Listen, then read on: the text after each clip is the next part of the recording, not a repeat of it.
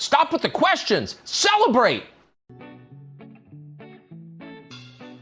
And then they say, is Donald Trump an intellectual? Trust me, I'm like a smart person. Yosemite's one of the wettest we've ever seen from the standpoint of water. Mike Lindell's a conspiracy. But you haven't. Person, woman, man, camera, TV. They said nobody gets it in order. It's actually not that easy, but for me it was easy. Amazing. He can't sit down. He's got a burning in his butthole. He's got a fire. He's got a flame coming out of his butthole. Big, massive dumps. Oh, I have a term for that. I call it corporate communism. Somebody sent me a thing this morning where they're talking about putting the vaccine into salad dressing. You see, this is a simple meme that you would find on the internet, but this meme is very real. You ain't seen nothing yet until you see the flaming butthole. Putting us on our knees to China. Now witness the firepower of this fully armed and operational battle station. And why their due process rights are being so flagrantly and horrifically violated.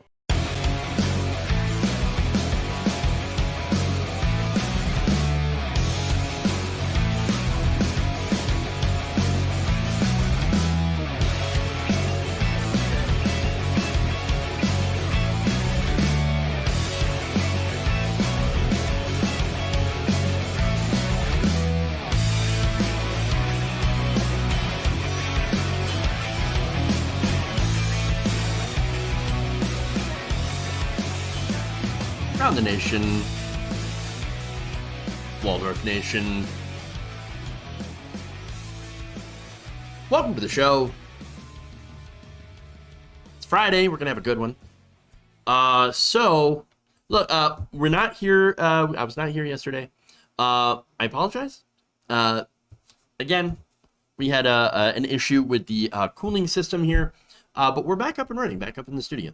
So I was actually expecting it to do from the studio that I set up yesterday downstairs, but, you know, turns out, got lucky. The cooling got here earlier today. I set that up, so we're good to go. Good to go. So we're going to have fun. We got, of course, we're going to talk about Mike Pillow. We got a Pillow Talk segment. I'm sure you all are looking forward to that. We also have Uvalde police being protected by the city. Interesting. I'll give you the reasons why and why they are absolute garbage or Bullshit. We have Lauren Boebert and her talking about Jesus. That's a fun one. We got the Montana governor. Where is he? What happened? Where did he go? Huh. Interesting. So, look, all of that, fun. Let's have a good show. All right. Before we do, of course, like and share the stream. Very important that you do so. Helps us out, of course. With that said, let's dive in to the stories.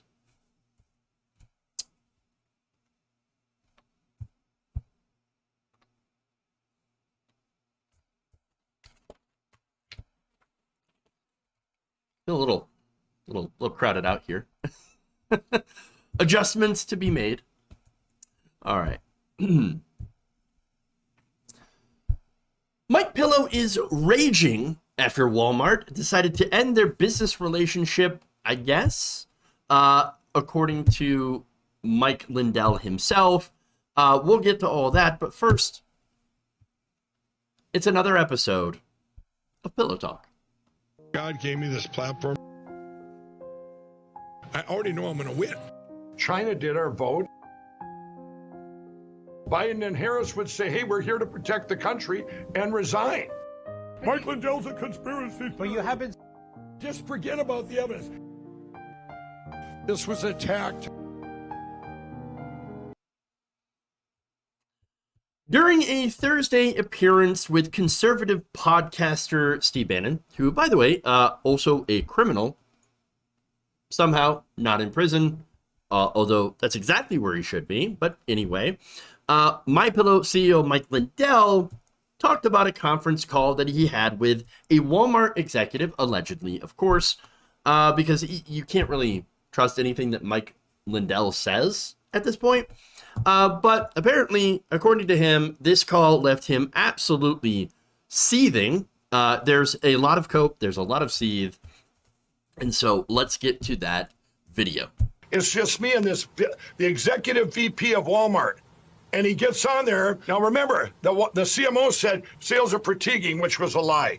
This guy, I talked to him and I said, this will be your biggest product buy-through in the history of Walmart, just like my other 3 price points. He goes, all of a sudden he goes, well, no, we're not ever having MyPillow again. He said, you don't make the rating of a 4. And I go, what rating system? And he goes, I go, what are you talking about? He goes, well, 2.5 years ago, we put in a rating system. And I go, what? I said, I'm high rated. I look it up. We've made it a 5, a 4, 3.8. These are just customer ratings. I said, you do realize bots and trolls attack all the time. And he goes, no. He says, well, we're canceling MyPillow. And he had this smirk on his face. I said, goodbye. You're going to be all over the news tomorrow. And I slammed the computer. Bots and trolls. It's about to. We're under attack. It was attacked. It's funny how they, basically acknowledge the existence of bots and trolls, except when it comes to Russia. With Russian bots and trolls. It's weird how they can, deny the existence of those things. Again, that's what a lot of the Russia investigation was actually about. But when it comes to MyPillow rankings or ratings, now that's bots and trolls, which, by the way, it is very, very plausible that is what happened, that there is a lot of, people that just go on and, downvote or whatever, post hilarious 1-star reviews of MyPillow, whatever. But look, I don't have anything, I don't think that it has anything to do with why Walmart could have possibly pulled MyPillow from their stores. It might actually have something to do with the fact that MyPillow is an election denier. But anyway, I love how he also said, "Oh, you'll be all over the news." Well, you know what? That's actually the only time MyPillow has made a prediction that was correct, because it's true. He is all over the news. Because he's a crazy person. There's more from him. He says, this was on an interview to his Facebook page that was conducted earlier in this week. He said, you guys are canceling us just like the other box stores. Shame on you, Walmart. You're disgusting. Look, nobody has a more satisfying meltdown to watch than MyPillow. Because he just goes, he ramps it up. This isn't just I really, I don't think the business decisions that they're making in regards to my business are very smart, not very good. And by the way, he claims that he's taking a $10 million hit. I mean, I'm going to question those numbers. Let's just say that, okay? I'm going to question those numbers. I don't think he has been, making all that much money. But again, I guess even if he has, he's been wasting it all on this stupid election, lawsuits. That said, he melted down further on Friday. This was on Right Side Broadcasting. Take a look. This is where we're at, everybody, in this battle of epic proportions, historical proportion. What happens is it takes a little bit, but evil reveals itself and their true colors come out. It's kind of like back in Nazi Germany. You might have Walmart, and let's say the CMO was really sincere, going, really, because he might have been told he didn't have the numbers. Oh, they're fatiguing. In fact, I showed him, no, the numbers are going through the roof. They're going up. So let's just say that guy was. Well, then maybe you don't know. Maybe the board of direct, maybe the CEO. We don't know that part, but we do know that there's an agenda behind it. Mm-hmm. There's another agenda. Everybody is evil agenda. This is a battle of biblical proportions of evil and good. It really is. Epical. It's an epical battle between good and evil. And also, kind of like 1930, 39, Nazi Germany. What? Okay, how is that even comparable to not being able to sell pillows at Walmart? Oh, but it's an agenda. No, dude. No, you're insane. And you're just trying to sell pillows. That's it. Again, look, several other companies have already, yes, indeed stopped selling MyPillow products because of all this election denial bullshit. Okay? Including Costco, Bed Bath & Beyond, QVC, JCPenney, and Wayfair. But let me tell you this. He's lying when it comes to Walmart pulling the products. Turns out they're still going to sell them. So now, in fact, Walmart confirmed to The Hill that, yes, it did pull MyPillow products from their physical box stores, but said, we will continue to carry them online. So, wait, that's not a cancellation. That's just like, hey, we're not going to take product and physically sell it in our stores anymore for whatever reason. Maybe, I don't know, maybe it costs too much to stock them, to bring them in. I don't know. Maybe it's just easier to sell them online. But it's not really cancellation. Now, is it? So either Mikey is really dumb or he's lying. And by the way, one could easily argue that both are true. Now, again, one thing that I cut out from these segments was him, of course, shamelessly hawking his pillows. Because, of course, right? That's how we know what this is all about. So here's the thing. Conservatives run on purely emotion, right? It's all about the feels. Not so much the facts, just the feels. And so that emotion that they use most successfully is outrage.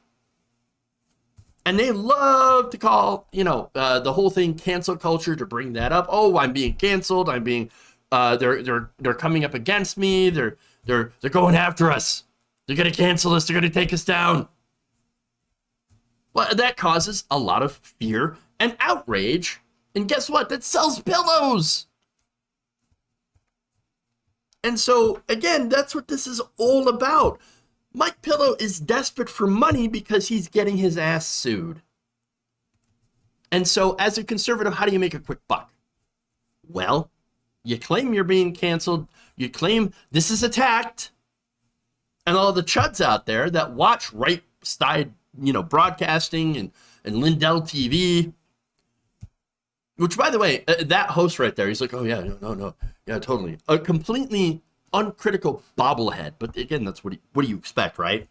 Probably because, Mike Pillow spends a lot of his advertising budget on right-wing media, like right-side broadcasting. And so they put out this message, and you're like, oh, my God. You're right. It is just like Germany. It's like Germany, Nazi Germany, 1984, George Orwell, everything. It's all in one giant horrible lump. That means I must invest in pillows?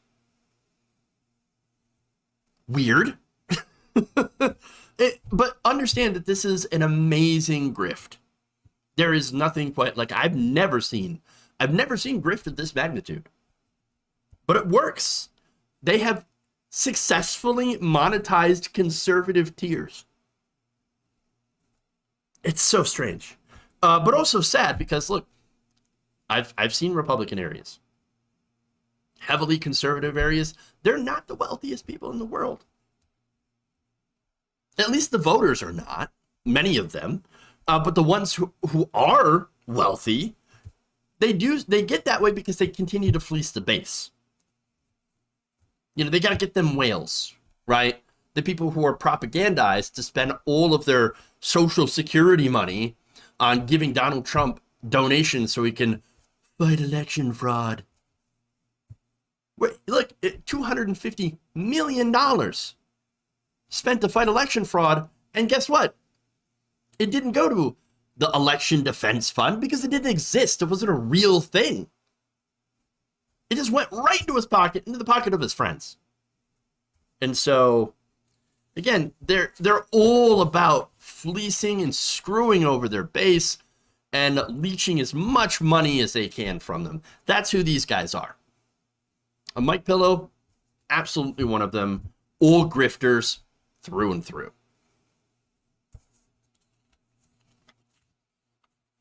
All right. Moving on. By the way, on Twitch, thank you to Left Flank Vets for the raid. Welcome, Raiders. We're just got done talking about Mike Lindell having a little pillow talk segment, and now we go to ACAB.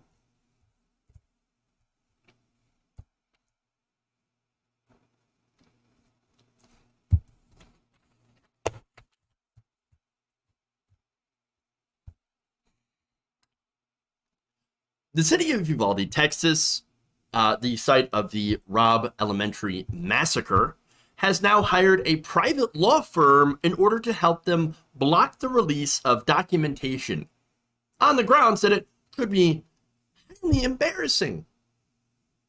Gee, I wonder why. So now let me get to the details here. Vice News has obtained a letter sent by Attorney General Cynthia Trevino, I'm sorry, not Attorney General, attorney, who works for the private law firm Denton, Navarro, Rocha, Bernal, and Zeck, to the Texas Attorney General Ken Paxton, that is asking him to make a determination about what information the town, let's see, the town is required to make available to public records requests from the media. So the media is asking a lot of questions. They're saying, hey, we're going to file some Freedom of Information Act requests to see what happened, why there was such a massive police breakdown when it came to the response to the Uvalde massacre, to the shooter in that elementary school. Again, 19 children died, 3 adults. So now, the letter states that there are records being requested by media outlets that involve matters such as city employees' past criminal records. Although Vice News writes that the letter is composed in such a way that it is impossible to say what records in particular the city and the police are referring to. So, wait, criminal records? Shouldn't the average person have a right to know if the leaders in the city had been, for example, caught with doing corruption, have criminal records related to that, or I mean, you would think that it would be in the public interest, but no, they said no, because it's too embarrassing. Very, very curious. Now, Christopher Schneider, a professor of sociology at Brandon University, told Vice News that he is, quote, wary of their excuses. They claim that the compilation of individuals' criminal history is highly embarrassing information, which is a strange cover.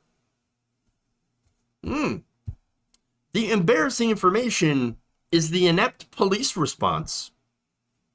Again, that would be embarrassing if it hadn't taken the lives of 19 children and 3 adults and wounded 17 others that now have to deal with this for the rest of their lives in a country, by the way, that doesn't even guarantee health coverage. So you're a victim of a mass shooting. Guess what? You have to pay the bills for your medical care to save your life after getting shot. That's an insane system. And by the way, not everybody talks about that. Not enough people point out how ridiculous that is. Just the fact that we don't have healthcare, and by the way, we don't even have healthcare for victims of mass shootings, things that are not their fault. It's horrifying, horrifying. But again, the correct word isn't, embarrassing. It's actually tragic. Incredibly tragic, and tragic incompetence. All right, so now, let me note that one of the people that are on the city council who probably made this decision is Pete Arredondo. So Pete Arredondo was the officer that was in charge of the response. He was there on that day. And then afterwards, took office. This man was elected. Now, Arredondo has already faced a mountain of criticism, of course, for the complete and utter breakdown of the situation and his cowardice, and the cowardice of the rest of the police in the face of a mass shooter, which, by the way, protocol states that if there is a mass shooter, you go in without backup and do everything you can to take that shooter down. They did not do that. They waited outside the door for over an hour. He made a mountain of terrible decisions that day. One of which, intentionally ditching his radio. That's information that came out earlier this week. Now, that seems, of course, like a very important thing to have if you're in command, to try to give orders, to communicate. But he told the Texas Tribune that the choice to ditch his radio was, get this one, tactical. Hey, it was tactical. The radio, it would slow me down. Or it would hit me as I ran. That's you're going with that one? Bullshit. That is probably the worst excuse I have ever heard. Oh, no, you see what happened here is the radio. See, I had to drop it because the radio, it makes you less aerodynamic. That's what it is. Look, I'm not exactly built for speed, so I need every advantage that I get that I can get. Why? Why would you need that? The shooter was literally barricaded in a classroom. It's not like they were doing a running gun battle throughout the school. This is a complete and total farce. In fact, police tactics expert Steve Ayame told the Tribune that he has never heard anything like that in his entire life. Officers, he says, are, quote, literally trained to take their radios everywhere, and for good reason. You would need a radio to give commands, and by the way, also to talk to dispatch, who is getting calls, frightened calls from children that were trapped inside inside those classrooms, that were begging for their lives. Please help us, come save us, do something, get us out of here. And they did absolutely nothing. Arredondo also claimed that he had not known that he was the incident commander on the scene. Right? Sure. Well, I mean, how'd you know that if you didn't have your radio on you that you immediately ditched? He also explained that he had been foiled by a locked door, wasting time praying as they tried upwards of 24 keys. Now, I asked before, why were school resource officers, why did they not have the keys on them? Why did they have to go flag down a janitor? That's very strange. And by the way, couldn't they have busted down the door? Oh, you know what? They couldn't. Because it appears that the school had been hardened against mass shootings. Hardened doors that they couldn't bust through.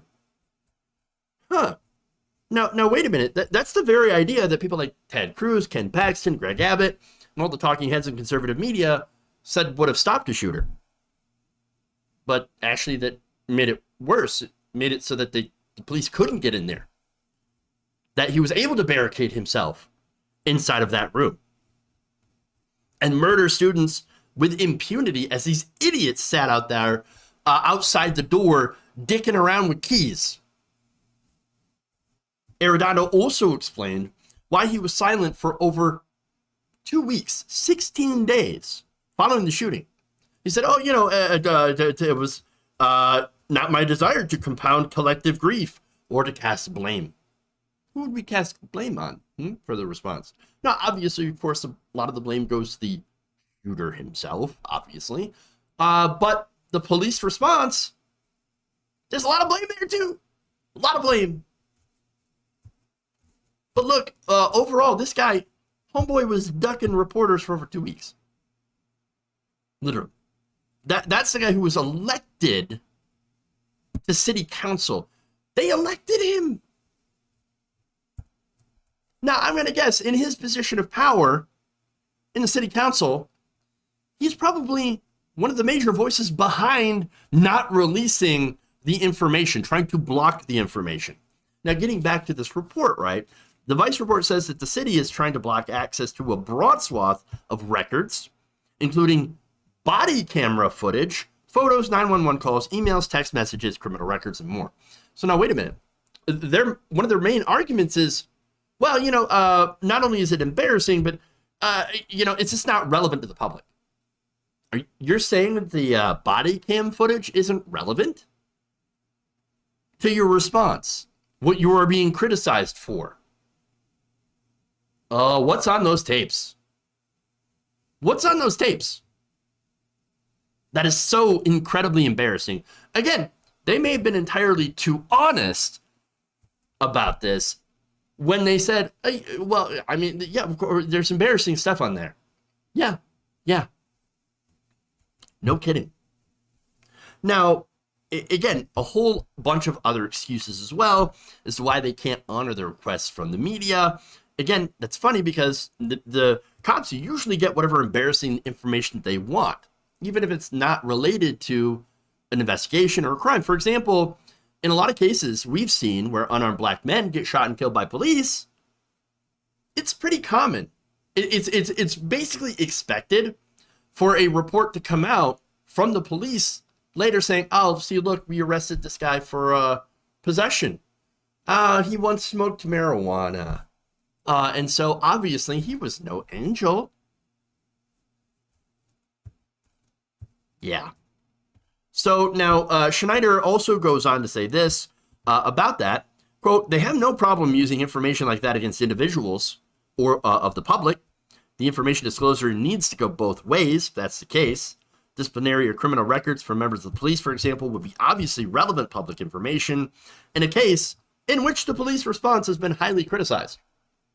You would think. But again, police apparently not thinking. Or the only thing they're thinking about is covering their own ass. But they want us to back the blue. Without question. No deal. No deal on that. Now, he also says, this is back to Schneider, it's rather ripe to say any of this is not of legitimate public concern. The whole country is trying to figure out how to not allow this to happen again. He also added the police were conflating different kinds of information together in order to try to suppress the legitimate stuff. Quote, if it's an officer's email to his wife, yeah, we don't need to see that. Well, I mean, do we, though? I mean, look, we all are aware of the stat, or we should be, that like 40% of police officers have done spousal abuse, have beaten their wives. So I don't know, maybe we might need to see that. I don't know. But he says, look, the body-worn camera footage is of concern, at least in this case. So, again, relevant. But we see what they're doing, right? And, of course, it's absolutely disgusting. The city is trying to make sure that instead of getting some sort of justice and accountability for the deaths of those children, because, look, yes, while the shooter, of course, is the main person, you can't exactly get justice out of him. He's already dead. But like for the cops, accountability, it does matter. And instead of getting accountability for the police's terrible reaction to this, the city is trying to shield bad cops and bad politicians. And look, it's Rage in the Machine Against the Machine said it best. Some of those at work forces are the same that burn crosses. All right, moving on.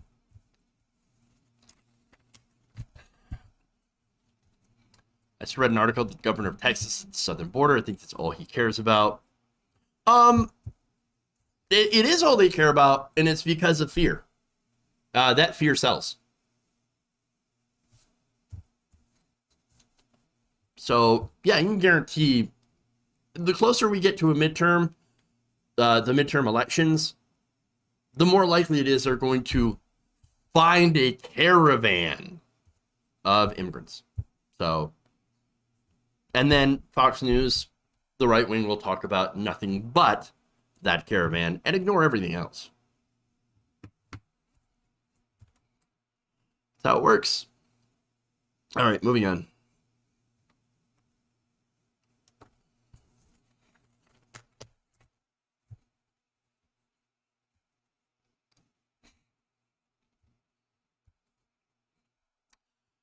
Former Trump White House official Peter Navarro, who is facing criminal charges for not testifying before Congress about his role on January 6th, just tried to delay his upcoming trial because, hey man, look, he's got a book tour. He's got to go on tour. He's got to sell some books, you know. Hey, I'd love to show up, but, you know, I've had this plan for a while, and, you know, these books, they're not going to sell themselves, you know. What are you going to do? Look, the absolute hubris, right? But what do you get? Again, what do you expect from somebody who literally broadcasts his plan to try to overturn the election in his book? Now, he and Steve Bannon, of course, talked about the Green Bay sweep. They laid the whole plan out. And basically, it was a plan that involved Pence not certifying the election, as well as adding the fake electors, creating a media storm around the election, citing so-called voter fraud, to try to turn it back to the states, certain key states where Republicans are in control, to try to, again, disenfranchise the millions of people who had voted for Biden in those states and the electors that were chosen as a result. So now, he used his official office, by the way. He was in charge of trade and manufacturing. Now, that's important because his department then made up an official report documenting alleged mass voter fraud that cited these debunked conspiracy theories. So now what does the Department of Trade and Manufacturing have to do with election security or integrity? It has nothing to do with it. But he used that office to, you know, commission a report that says, oh, look at all this voter fraud. Now, when the Daily Beast questioned him further about the plan on December 2021, Navarro revealed that Bannon helped him develop that blueprint and that Trump himself was, quote, certainly on board with the strategy. It seems a little inconvenient now, especially now the House Committee investigating the January 6th riot really wants to talk to him. They really want to talk to him. In fact, they subpoenaed Navarro back in February, but he refused to show up, turn over documents, cell phone communications. So as a result, legislators in March held him in contempt of Congress and referred his case to the Department of Justice, which indicted him this month. At his arraignment on those charges in the District of Columbia Federal Court on Friday morning, Navarro's lawyers tried to convince the judge that the former Trump official just needs some extra time. Hey, I just need time, guys, and to go on tour. You know, books. I gotta make some money. Now, unfortunately for him, that excuse did not fly with the judge. This is, let's see, U.S. District Judge Emmett P. Mehta, who has done a lot of these January 6 trials, right? Seen a lot of these cases. Ruled against him. Assistant U.S. Attorney Amanda Vaughn testified that the government has serious concerns about delaying the trial for a book tour. The public has an interest in the resolution of this case. The judge agreed, saying, it's not that complicated a case. But hey, counterpoint, already planned the tour. Do you know how much work that is? It's work. You know, I had to make reservations and calls and, you know, all that stuff. And now you're telling me that I can't go on my book tour. It's funny because the guy's got plenty of time to represent himself in court and to go all over TV to say incriminating things about himself. Look, the guy is either incredibly stupid or thinks he's absolutely untouchable. And by the way, those two things can be true at the same time. They are not mutually exclusive. So, but here's the thing. It's very unlikely, in my view, for Trump to face criminal penalties over what happened on January 6th. I know. I'm keeping it real, right? I'm not saying that that's because there's a lack of evidence. No, there's lots and lots of evidence. But I point to weakness. The weakness of the Democrats and the weakness, of course, of Merrick Garland, who is the head of the Department of Justice. In fact, on Monday, Chairman Benny Thompson of that committee told reporters the committee would not be making formal criminal referral to the Justice Department of the former president or anyone else, saying, that's not our job. That's not your job. Then what the hell's the point? What are you there for? If you're going to sit there, if you're going to air all of this damning evidence that Donald Trump knew that he had lost the election, that everybody around him has been telling him, hey, the voter fraud stuff is absolute garbage. It's bullshit. It's not real. William Barr literally laughing, giving a nice little belly laugh about 2,000 Mules, that ridiculous Dinesh D'Souza movie. All of that. Ivanka Trump saying, look, there's no evidence. I believe what William Barr was saying. All of that evidence. And you're not going to make a referral at all. Then again, what's the point then? Why should we care if you don't care enough to refer a criminal indictment? Again, you put this on. You said we're going to show all the evidence. And then what? And then what? Nothing. Nothing. If you're going to sit around and say how guilty he is and then not do anything about it, well, guess what? You're just as guilty for when he turns around and destroys democracy. No, what they're doing is they're kicking the can. The same thing that they did during the Mueller investigation, they're kicking it over to Merrick Garland. Now, Merrick Garland is not known for taking a strong stance or stand on anything. I think he's been an incredibly weak and feckless attorney general, but he still has time to prove me wrong, so please do so. But so far, when you see that amount of weakness from Democrats, when you see that weakness from the Biden attorney general, people like Peter Navarro, well, they think, well, they're not going to touch me. I can do whatever I want. I can say whatever I want. Now, you could say, oh, no, you don't understand. It's three-dimensional chess. Okay, how many times do they say that? And it never turns out to be three-dimensional chess at all. No, it turns out to be absolute weakness. And just fecklessness and a complete failure to lead. And they're not doing that. But people like Navarro, they again, look at this and they say, well, they're not coming after me. They're super weak. And by the way, even if they manage to come after me, they're not going to come after Senpai Trump. And so he's going to come after he wins or steals the next election, which he has the blueprint to do. He'll see my loyalty.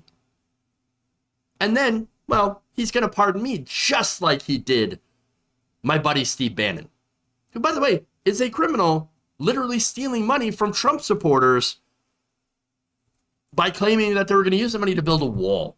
No, they took your money and then they laughed at you. You guys are suckers. You gave me all this cash. And what did I do? I put it in my pocket. I'm laughing at you as I sit on my yacht. This is who they are. This is who they are. Look, I think if they don't come down extremely hard on these people, you know, who helped do an insurrection. Again, the Green Bay sweep, the fake electors, that is the real insurrection here. If they don't come down hard on those people, then, well, they invite it to happen again. And look, what they're doing right now, by the way, is not only did they take part in this, but now they're bragging about it. They're rubbing it in your face. They're saying, yeah, of course we tried to steal the election. Yes, of course we knew all of that voter fraud stuff was bullshit, wasn't real, was made up. We know that. What are you going to do about it? Well, that's up to Merrick Garland now. And that makes me very concerned.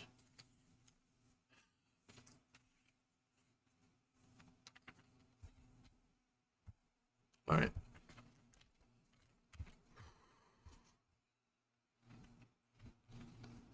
Moving on. Let's go to Lauren Boebert.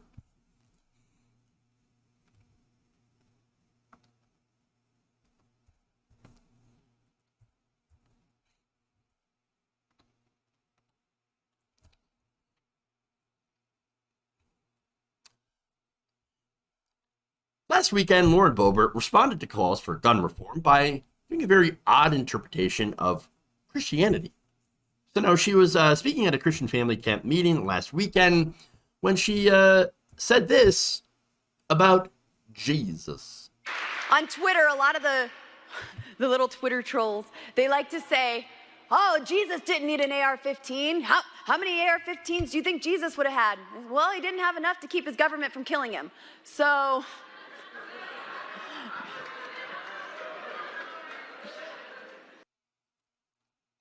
Wow.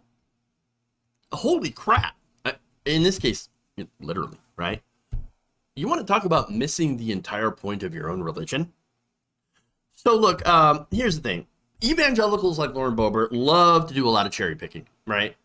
Just like, a lot of these so-called Christians, right?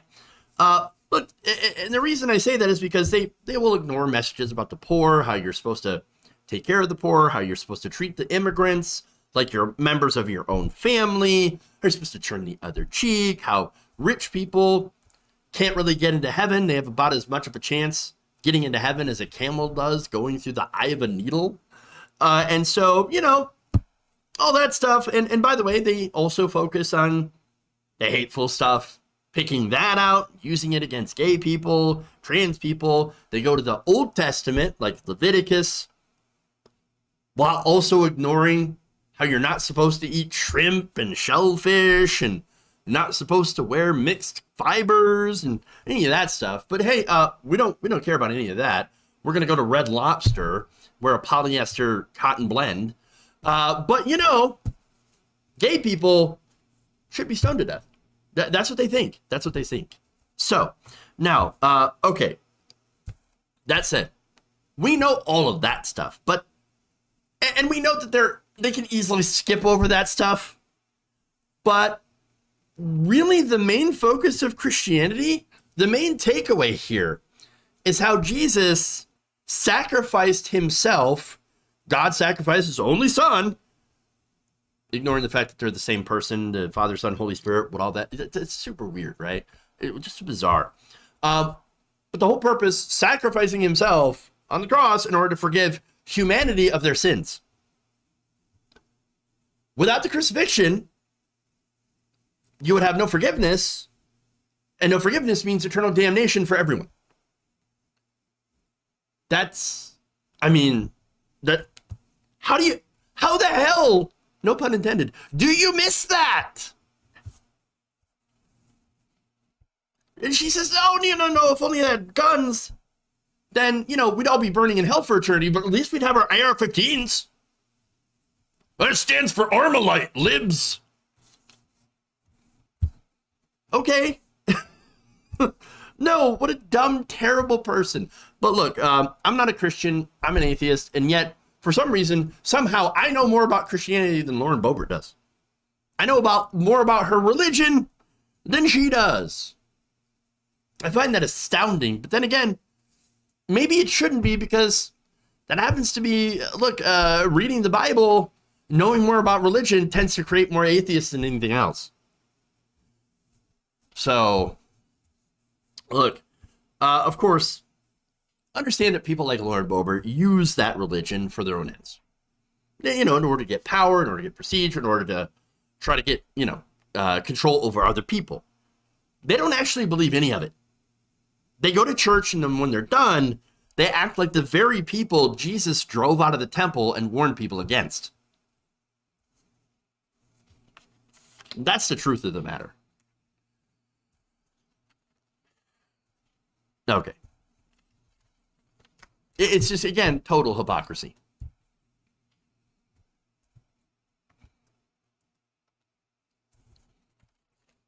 All right.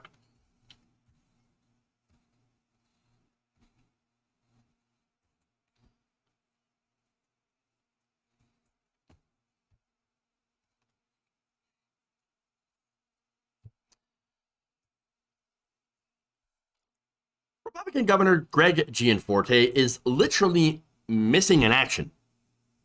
This is as the state of Montana is experiencing devastating and historic flooding.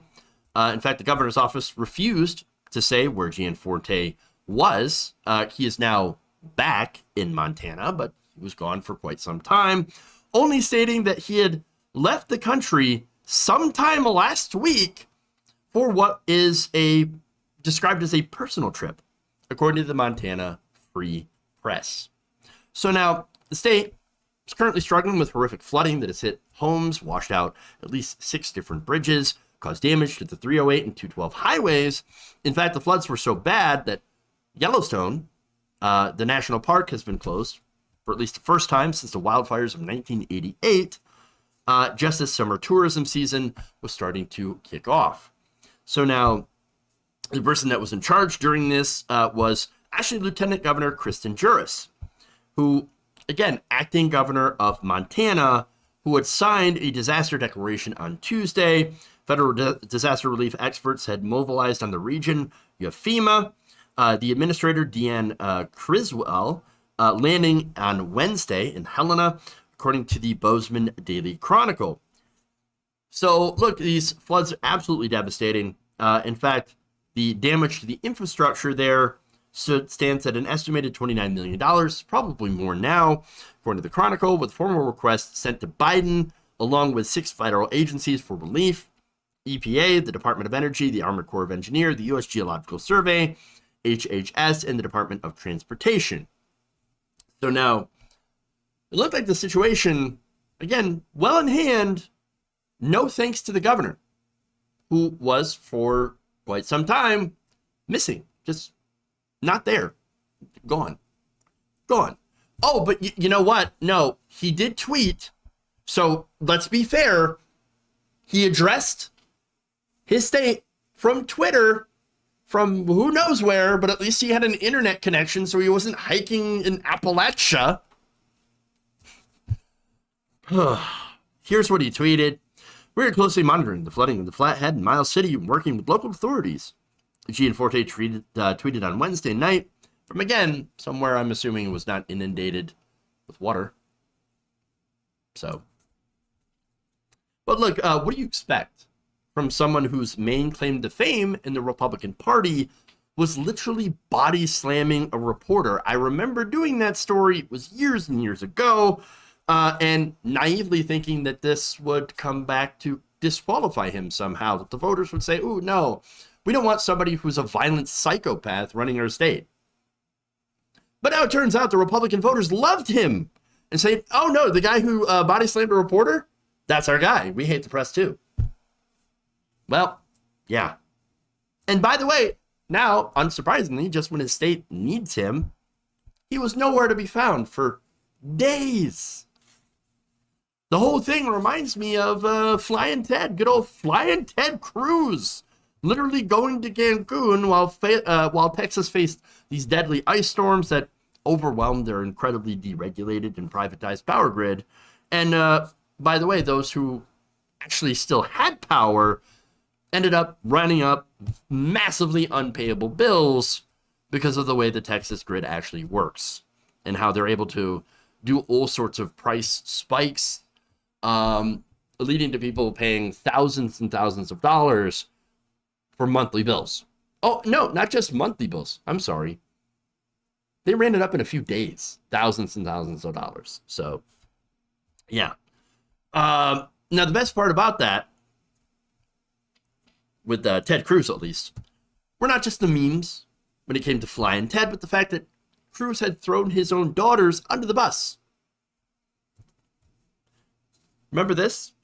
With school canceled for the week, our girls asked to take a trip with friends wanting to be a good dad. I flew down with them last night, and I'm flying back this afternoon. Good old Ted Cruz. Ted Cruz sucks. God bless you. So now, Gianforte looked at that disaster, and he said, you know what? Hold my beer. I want to show you some responses here to his tweet, which is always fun, of course. I love these. One of them is this one. Literally the Ted Cruz flying Ted with his Gianforte's head. That's a good Photoshop. Not bad. Not bad at all. All right. I got another one here. Have you seen me? Have you seen me? I am in an undisclosed location. Could be in a bunker somewhere. I don't know.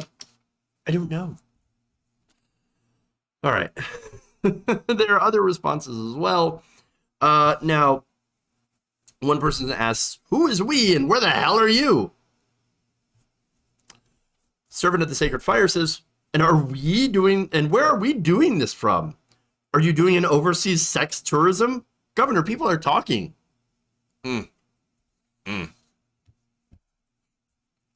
One person responded, probably Cancun.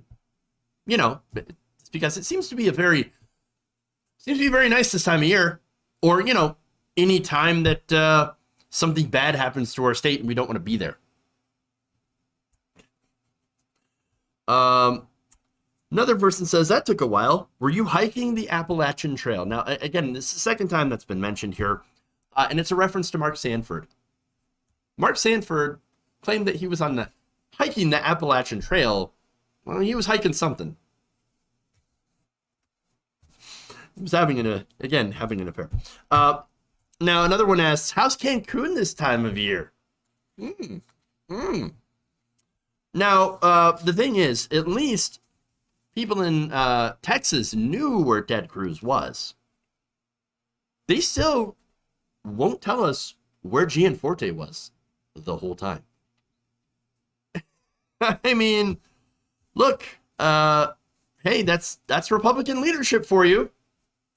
Elect us, and we will not be there when you need it. Guaranteed. Well done. All right. So, that's all I got today. All right. Really appreciate you joining me today. I'm going to read some super chats, of course. We'll do all that stuff and then sign off for the weekend. So let's go to that here. Again, by the way, thank you again, Left Flank Vets, for the raid. Spirit 14, thank you for subscribing with Prime. Really appreciate that. Thank you to the new follows as well. All you wonderful people. We do a show usually every day around 4 p.m. Eastern. So please join me on that. Let's see.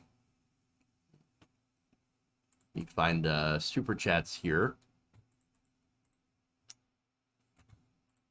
Okay. Hold.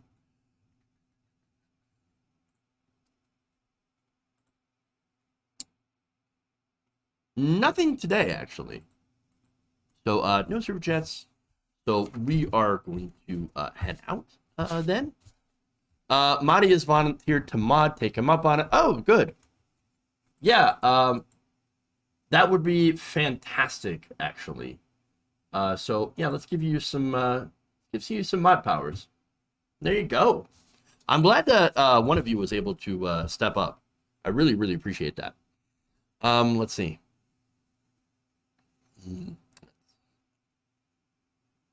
Somebody would ask, I think, asked me about what was it? Jimmy Dore running for president.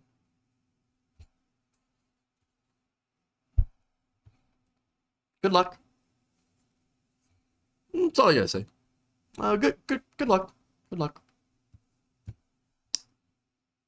Hey, you know what? I guess at least People's Party is actually putting up a candidate. So there you go. No, Mati Darn is fantastic. So, definitely not a troll. Ted Cruz sucks. Yes, indeed. You forget some Republicans are insane. Yeah, definitely some. Yep. All right, so here's some comments here. Gianforte is a nasty bully. Agreed. But also doesn't actually care about, some state. This is what it is. Let's see.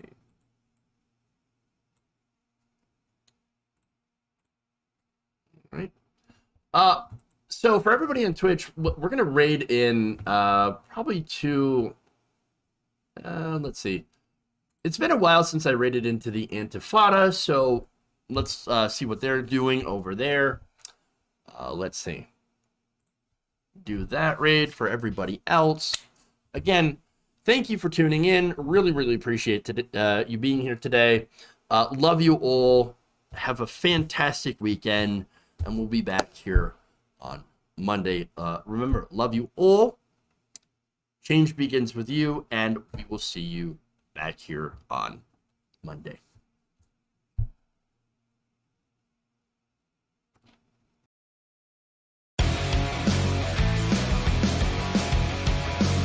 They say, that's amazing. How did you do that? No.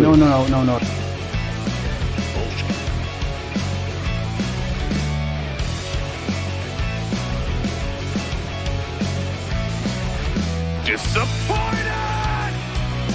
Obama! Sexual anarchy.